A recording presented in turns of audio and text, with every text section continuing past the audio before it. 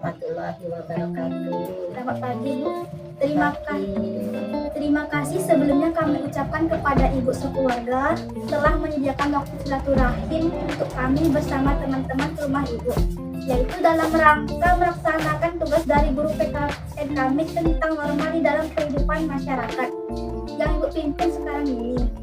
Dan perkenalkan terlebih dahulu, saya Nesa dan teman-teman saya ada Huzana, Desya, Balkis, dan Wahyu.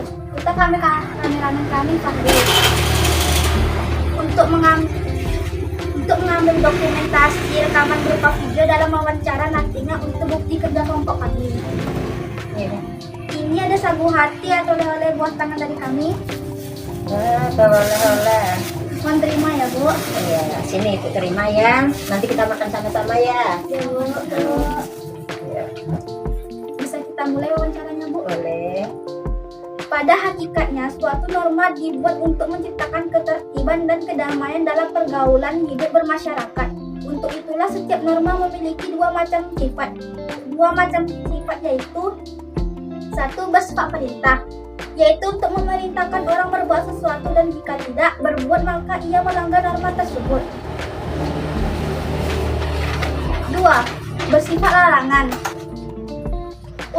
yaitu melarang orang berbuat sesuatu dan jika orang tersebut melakukan perbuatan yang dilarang maka ia melanggar norma tersebut.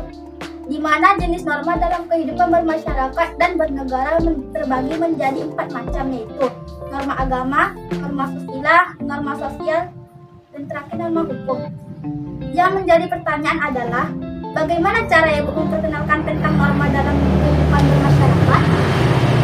Cara memperkenalkan norma Dalam kehidupan di masyarakat. Ya, dengan menerapkan dalam kehidupan sehari-hari, mengajak menerapkan kepada warga. Ya, yang meliputi norma itu tadi. Kalau norma yang pertama tadi norma agama, kita harus saling menghargai agama orang lain, toleransi, mereka beribadah kita saling menghargai. Kalau untuk norma susila itu berhubungan dengan akhlak, tingkah laku. Ya, kita tanamkan ke warga bagaimana kita bersikap sama orang lain, sama tetangga. Ya, kalau untuk anak-anak itu kan namanya hubungan dengan akhlak kepribadian kita yang menentukan kita itu mau berbuat baik apa jelek. Itu kan norma susila. Seperti kalian anak-anak lebih muda tuh hormat kepada yang lebih tua, contohnya kayak gitu. Terus norma sosial, bahwa kita tinggal di masyarakat, ya Ibu menerapkannya sekalian menjelaskan juga sambil memberi contoh. Kayak norma sosial itu kita hidup di masyarakat, saling membantu, mana yang kesusahan kita bantu. Terus kalau ada tetangga yang sakit, contoh-contohnya kayak gitu, kita tengok-tengok gitu. Terus yang terakhir norma hukum. Ya, namanya kita tinggal di lingkungan tetap ada aturan hukum seperti tetangga itu gimana, kita harus saling menjaga, tidak mengganggu hak milik orang lain. Itu kan termasuk norma hukum. Kalau kita ngambil punya orang lain kan udah mencuri, itu udah ada sanksi dari hukum. Jadi ya Ibu menjelaskannya ke warga sekalian ngasih contoh, juga mengingatkan kalau ada warga yang teledor, ada warga yang gimana bersikap menyalahi dari norma itu sendiri. Begitu ya, Bu. Terima kasih atas jawabannya. Lanjut ke pertanyaan kedua ya, Bu. Pelanggaran norma apa saja yang sering Ibu jumpai dalam kehidupan bermasyarakat di lingkungan Ibu? Lalu bagaimana Ibu mengatasinya? Ya, yang sering kalau di sini sih yang namanya anak-anak norma susila ada 1-2 sama norma sosial. Kayak contohnya kadang anak-anak, namanya juga anak-anak, ada bandel-bandelnya sedikit, ditegur, kadang melawan, kadang nggak mau dengar. Itu kan ada hubungannya. Tadi kan susila itu tadi kan akhlak. Jadi kan baik nggak kalau kita ditegur orang tua terus jawabnya suka-sukanya, kan itu nggak baik akhlak kita. Jadi gitu kita ingatkan. Terus yang kedua tadi norma sosial. Sosial itu saling menghargai juga sama dalam bertetangga.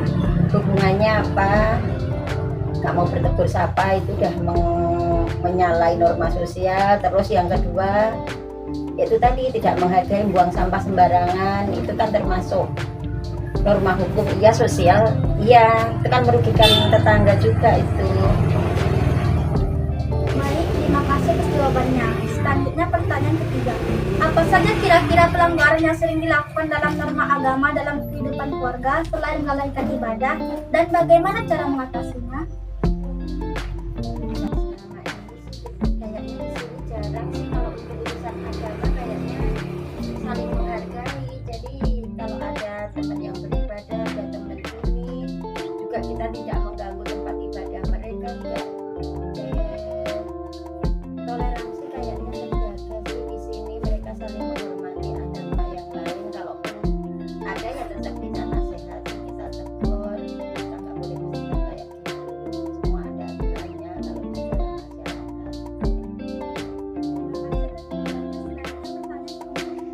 Salah satu contoh norma sosial adalah seorang anak sering berbohong kepada orang tuanya.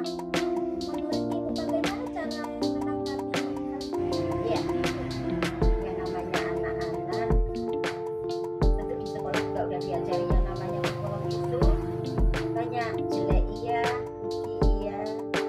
Nah, udah gitu nanti kalau di rentetannya panjang, kita kadang kalau udah berbohong sama orang itu kan gak dipercaya. Jadi kalau kita pengen dipercaya orang, ya jangan berbohong. Kalau itu ibu terapkan juga gitu. Kalau kita pengen dihargai orang lain, kita menghargai orang lain dulu. Caranya jangan berbohong, jangan menyakiti, jangan. Ruginya kalau kita berbohong, nanti kita sendiri kita dibohongin juga. Banyak yang kita rugi. Maksudnya kalau kita ngasih berita bohong, kabar bohong, kita nggak baik. Lanjut pertanyaan kelima. Apa saja yang Ibu lakukan saat melihat seorang remaja melakukan kesalahan dalam norma hukum, seperti contoh seorang remaja memakai sepeda motor secara ugal-ugalan dan menyebabkan tabrakan kepada orang lain sehingga terjadi pertukaran di antara mereka? Ya kita panggil, kita nasihatin, dimanapun kita jalan, di tempat di jalan umum itu ada peraturannya. Jalan kan dipakai untuk bersama-sama. Sekarang karena ulah kita, orang lain merasa dirugikan, kesakitan. Jadi ya kita kasih tahu ada semua hukumnya, ada masalah, bisa kena masalah polisi lagi. Pokoknya banyak kerugian yang didapat kalau kita tidak melakukan, tidak menjaga sikap kita untuk ya itu tadi, anak bersikap tidak laku yang dan itu tadi istilahnya merugikan orang lain. Banyak sekali seorang remaja yang sudah tidak mengenal kesopanan, di mana ini sangat menyindir norma sosial. Bagaimana pendapat Ibu tentang itu?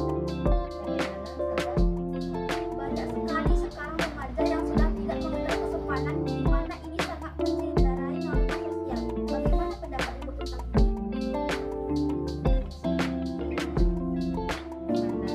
Semua mulai dari diri kita sendiri. Berbalik lagi itu yang ibu bilang tadi, kalau kita pengen dihargai orang lain, kita menghargai orang lain dulu. Coba kalian bersikap baik sama teman-temannya, tentu teman bersikap baik juga kan sama kita. Nah, istilahnya apapun yang kita kerjakan pasti ada timbal baliknya. Saya kasih tahu. Baik, terima kasih atas jawabannya. Selanjutnya pertanyaan ketujuh. Bagaimana kondisi lingkungan masyarakat di sini, Bu? Apakah para remaja atau pemuda sudah melanggar norma hukum seperti penyalahgunaan narkoba? Coba tuliskan. Ya, untuk saat ini sih alhamdulillah nggak ada. Soalnya ya anak-anak mungkin di sini masih masa-masa sekolah, jadi insya Allah ya pengawasan dari orang tua kita juga mengawasi anak-anak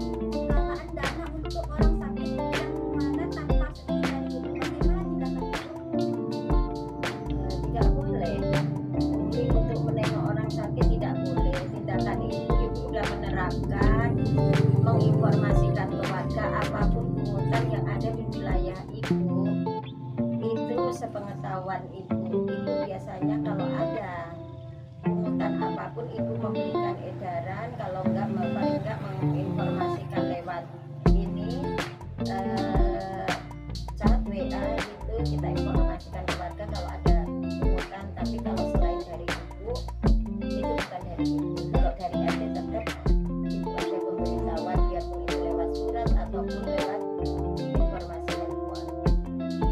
Itu ya Bu. Bagaimana cara Ibu jika ada laporan dari salah satu masyarakat yang dikirim oleh tetangganya? Aku nggak cepat menerima